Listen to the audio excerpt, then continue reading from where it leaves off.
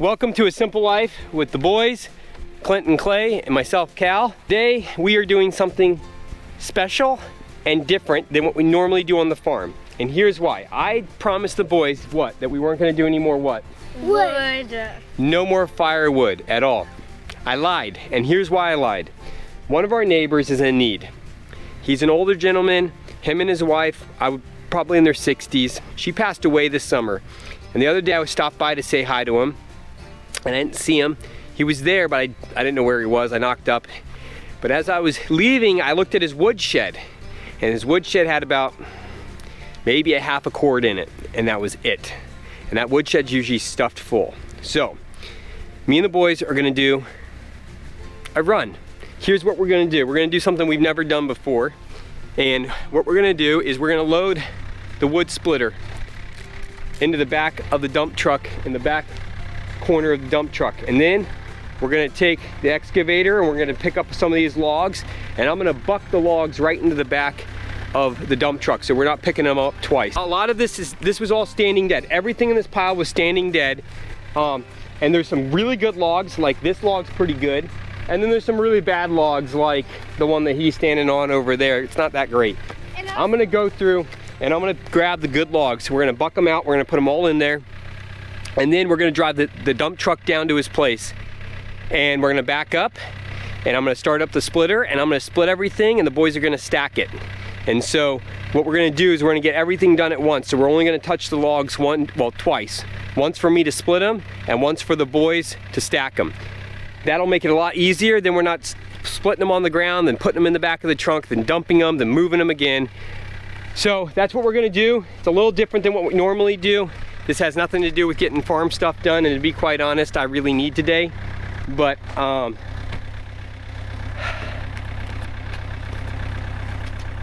you do what you have to do. And this isn't a have to do, this is a want to do. And so we do what we want to do, right? Yeah. Yeah. So we're gonna help him out. All right. Sorry, I told you we were done with firewood. I lied. It's just, well, I didn't lie, because it's not our firewood. It's somebody else's. All right. See you guys in a bit.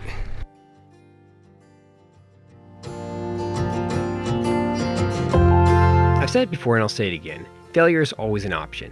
This is a great example of just trying something new. I'm always telling my boys and showing them that they can try something new.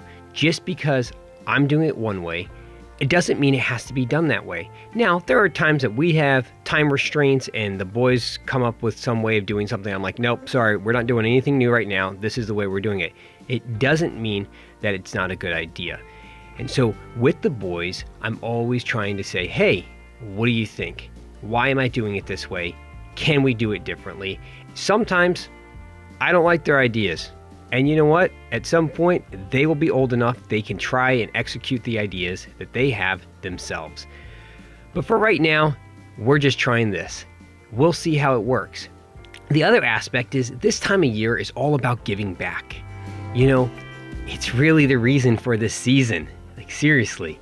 And so I think it's amazing to be able to get the boys behind trying to reach out beyond themselves, not focus on themselves, focus on somebody else that needs help and help them. You only get one opportunity to shape and mold your children into who they're going to be, and then they are that person.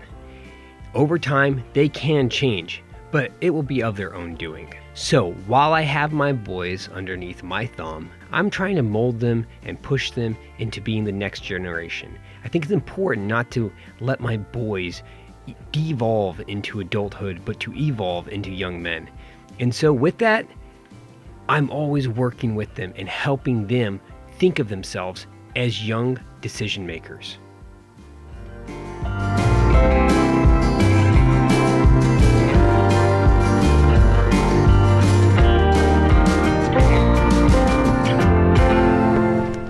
Okay, so we got it loaded up. There's a few more logs we're gonna put on here on the way.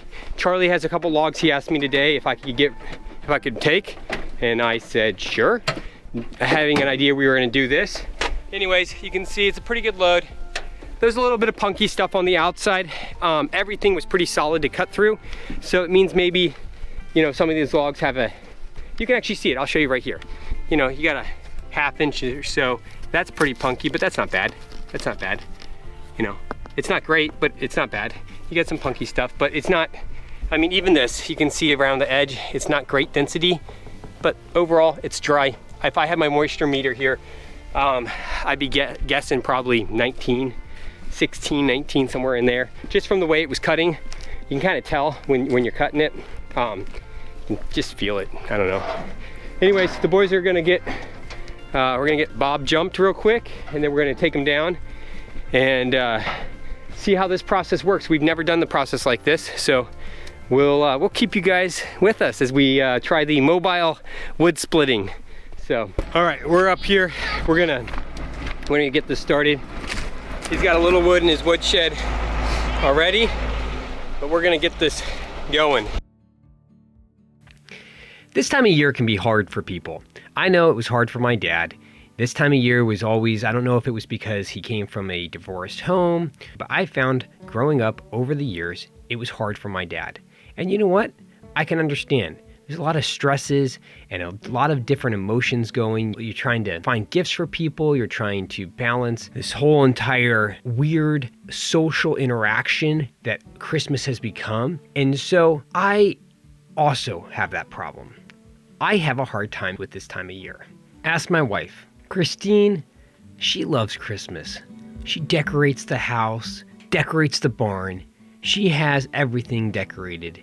And she embraces the Christmas spirit like no one I know. I have a hard time with this time of year. I find the best cure for that is to go do something for someone else. I'm not saying that's why we did this for Mr. Perry, but it certainly didn't hurt. It's one of those things my dad taught me.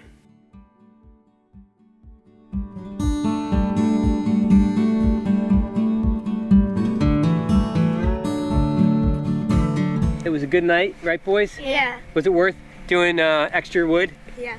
Yeah, it was, wasn't it? Yeah. To help somebody else besides. Yeah, besides us, huh? Yeah. This Joker over here. All right, this is a wrap up for last night's video. We finished about 8:30. We got all the wood split. We got it all stacked for Mr. Perry, and he was super grateful. It was just our way of wanting to bless him.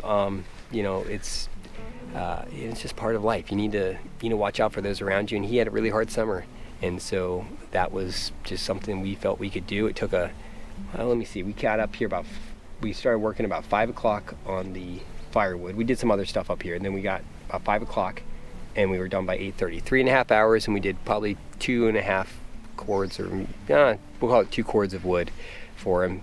Split and stacked, bucked, split and stacked. Yeah, so not super fast, but it's just part of working with mini helpers.